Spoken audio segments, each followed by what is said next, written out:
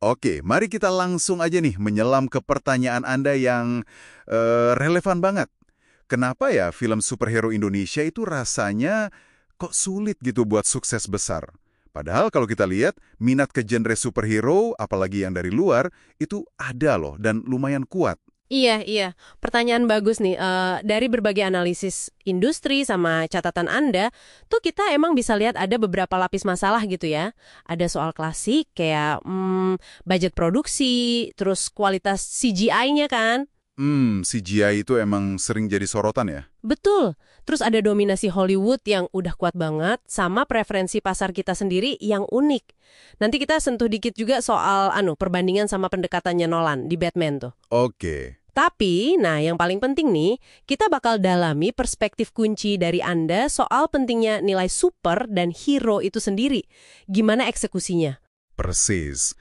Jadi, misi kita di sesi ini emang mau bedah kompleksitas itulah ya. Fokusnya ke sudut pandang unik Anda tadi, biar kita coba paham gitu akar masalahnya kenapa sih film superhero lokal kita kok kayak gini.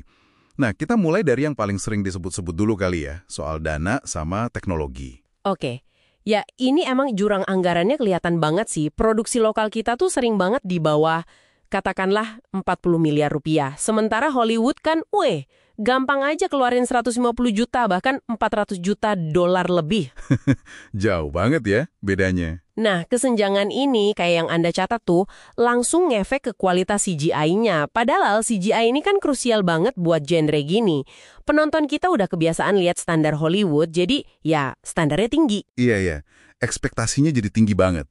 Dan bukan cuma soal CGI doang kan, dominasi Marvel di situ kan udah ngebentuk ekspektasi cerita, skala yang wah luar biasa tinggi juga. Sulit buat produksi lokal ngejar itu dengan sumber daya yang ada. Belum lagi kalau kita ngomongin superhero fatigue global, rasa jenuh gitu, itu mungkin aja ngaruh juga ke pasar sini. Bener juga.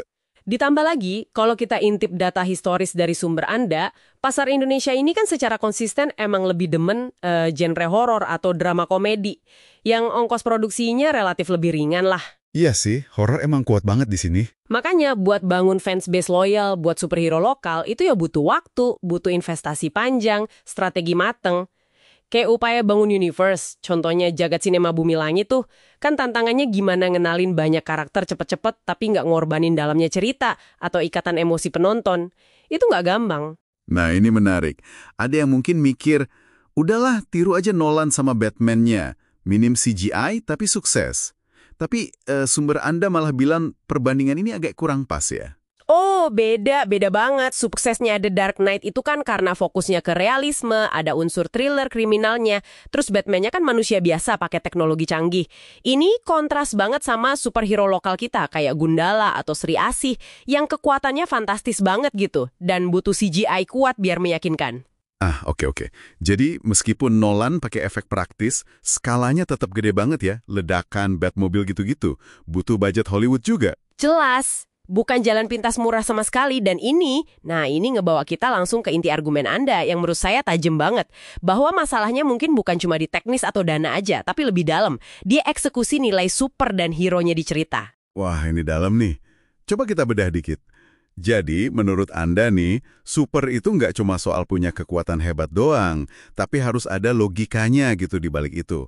Entah basisnya science fiksi, teknologi, atau pokoknya asal-usulnya jelaslah di dunia cerita itu. Bukan ujuk-ujuk sakti gitu aja. Gitu ya? Biar ada kredibilitasnya. Persis, kredibilitas di dalam konteks ceritanya sendiri. Terus buat nilai hero-nya, Anda nekenin kalau ini lebih dari sekedar berantem doang. Ini soal pengorbanan yang berarti, fisik, reputasi, pilihan moral susah, terus beban tanggung jawabnya, pengendalian diri sama standar moral yang tinggi yang bisa ngasih inspirasi. Dan semua ini perlu ditunjukinnya secara epik, dramatis, nyentuh emosi. Bukan cuma jadi plot point lewat gitu aja. Standar yang tinggi emang, tapi mungkin itu ya yang bedain jagoan sama pahlawan super yang benar-benar nancep di hati penonton. Dan Anda kayaknya ngelihat kurangnya penekanan di aspek ini di beberapa film lokal. Misalnya di Gundala, Anda sempat nanya, logika Sancaka dapat kekuatan petir cuma karena dia satpam kesambar petir, itu gimana? Anda ngerasa kalau ada fondasi ilmiah fiksinya mungkin lebih kuat? Iya. Terus di Sri Asih, sumber kekuatannya kan lebih ke gaib atau mistis gitu ya. Nah, menurut perspektif Anda, Ini jadi agak lebih tricky buat diolah secara logis di narasi modern atau dihubungin ke inspirasi yang lebih membumi. Oke. Sementara kalau Virgo and the Sparklings, kritik Anda lebih ke fokus ceritanya yang rasanya lebih ke gaya hidup remaja kota yang seru, yang hura-hura gitu, jadi kurang gali aspek tanggung jawab, pengorbanan, sama keteladanan moral yang Anda harapkan dari figur hero. Oke, jelas banget poinnya. Jadi, kalau kita simpulkan nih, tantangan buat film superhero Indonesia ini ternyata kompleks banget, berlapis-lapis. Jauh lebih dari sekedar urusan budget atau ngejar CGI Hollywood. Betul, kayak yang Anda garis bawahi tadi, ada isu fundamental soal gimana nilai super, logika di balik kekuatannya, sama nilai hero, kedalaman moral, pengorbanan, inspirasinya, itu dieksekusi di penceritaan. Mungkin banget kesenjangan di eksekusi naratif, ini jadi salah satu kunci kenapa film-film ini belum benar-benar klik sama penonton. Padahal potensinya ada, minat genrenya ada. Wah, ini benar-benar ngebuka perspektif baru sih. Dan ini ngarahin kita ke satu pemikiran akhir nih buat Anda renungkan.